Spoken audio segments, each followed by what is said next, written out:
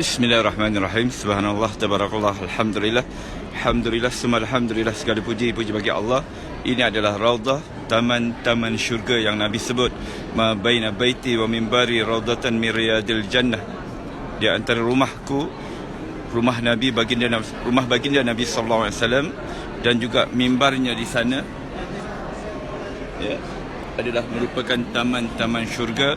Dan di hadapan saya ini tiang 119 adalah tiang Aisyah, ya, yang mana baginda Nabi sallallahu alaihi wasallam menyebut dalam satu hadis sahih, ya, sekiranya kamu tahu tempat ini, nescaya kamu akan sanggup beratur untuk solat di sini, ya, iaitu di tiang Aisyah ini 119, ya. Dan ini adalah tiang Abi Lubabah, tiang Taubat. Dan sekarang saya menuju ke makam baginda Nabi sallallahu alaihi wasallam untuk memberi salam kepada Rasulullah. Dan percayalah, baginda Nabi, ya, akan menjawab salam kita, ya. Kita ditegah untuk meninggikan suara di hadapan baginda Nabi sallallahu alaihi wasallam. Ketika memberi salam kepada baginda ini, kita perlu merasai, menjiwai bahawa, ya, Nabi mendengar salam daripada kita umatnya.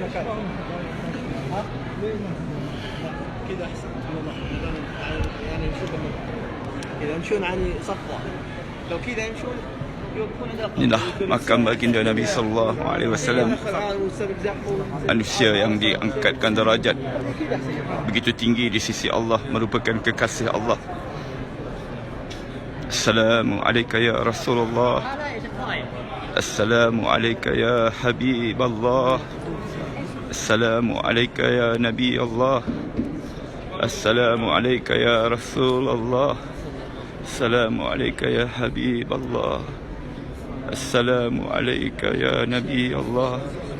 Asyhadu an la ilaha illallah wa asyhadu annaka Rasulullah wa asyhadu annaka Rasulullah wa asyhadu annaka ballaghta risalata wa addaita al-amanata wa nasahta al-ummata wa jahadta fi sabilillah.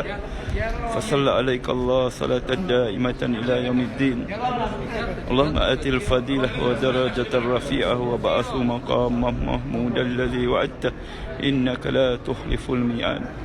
Assalamu alayka ya Aba Bakrin. Assalamu alayka ya sahiba Rasulillah fil ghar. Assalamu alayka ya Umar. Assalamu alayka ya Faruq. Assalamu alayka ya ashabi Rasulillah ajma'in. Alhamdulillah, selesai daripada menziarahi baginda Nabi sallallahu alaihi wasallam dan sahabatnya Abu Bakar dan Umar Khattab. Dan ini adalah Babul Baqi', yang mana, tuan-tuan, ya, ini adalah rumah Aisyah. Dan di sebelah rumah Aisyah ini, yang mana di belakang rumah Aisyah adalah rumah Fatimah, ya. Dan di sini dulu adanya rumah-rumah ataupun bilik-bilik yang dikenali sebagai hujurat, iaitu rumah-rumah isteri-isteri baginda Nabi sallallahu alaihi wasallam.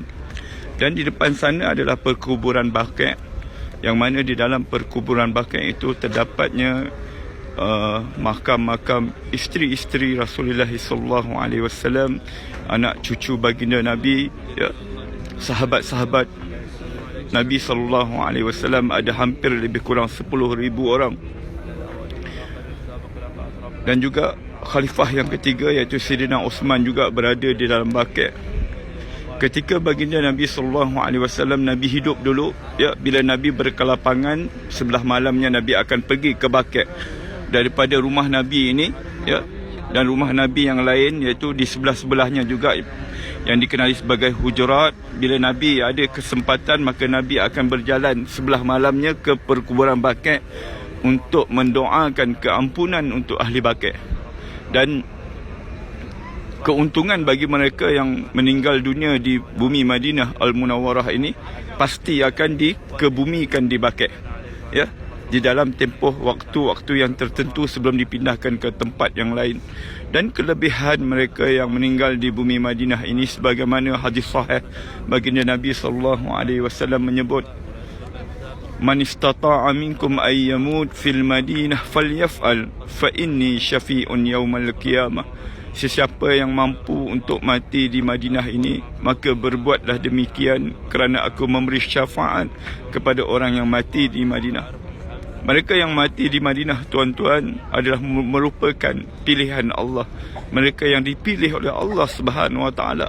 Ya, bukan senang. Namun kita perlu berdoa kepada Allah, minta kepada Allah, minta sungguh-sungguh, ya Allah, ya, mudah-mudahan satu hari nanti bila aku datang ke Madinah ini, ya, aku dapat mati di Madinah. Umar Al-Khattab, ya, khalifah yang kedua, seringkali selalu sangat berdoa kepada Allah dengan doanya, Allahumma rzuqni syahadatan fi sabilika waj'al mauti fi biladi nabiyika. Itu doa Umar Khattab, ya Allah, rezekikan aku syahid di jalan Engkau dan matikanlah aku di negeri Rasul Engkau. Dan Allah, ya, Allah Subhanahu Wa Taala telah berkata, ud'uni astajib lakum. Berdoalah sungguh-sungguh, minta sungguh-sungguh, maka akan kukabulkan doamu. Maka doa Umar ini diistijabkan oleh Allah Subhanahu Wa Taala. Maka Umar mati di Madinah. Ya, mati di Madinah. Untuk Umar kita rasa tak pelik, ya, kerana Umar memang tinggal di Madinah. Tapi yang kita rasa takjubnya, Umar mati syahid. Umar mati syahid dalam keadaan Madinah ini aman. Malah Islam telah berkembang sampai ke Eropah. Namun kerana keberkatan doa Umar itu, Allah pilih dia, ya, Allah pilih dia untuk syahid di jalan Allah Subhanahu Wa Taala. Mudah-mudahan kita semua dipilih oleh Allah Subhanahu Wa Taala mati di dalam keadaan husnul khatimah, mati dalam keadaan baik, dan dijauhkan, diselamatkan daripada mati dalam keadaan su'ul khatimah, mati dalam keadaan buruk. Kerana kejayaan manusia adalah matinya dalam keadaan husnul khatimah.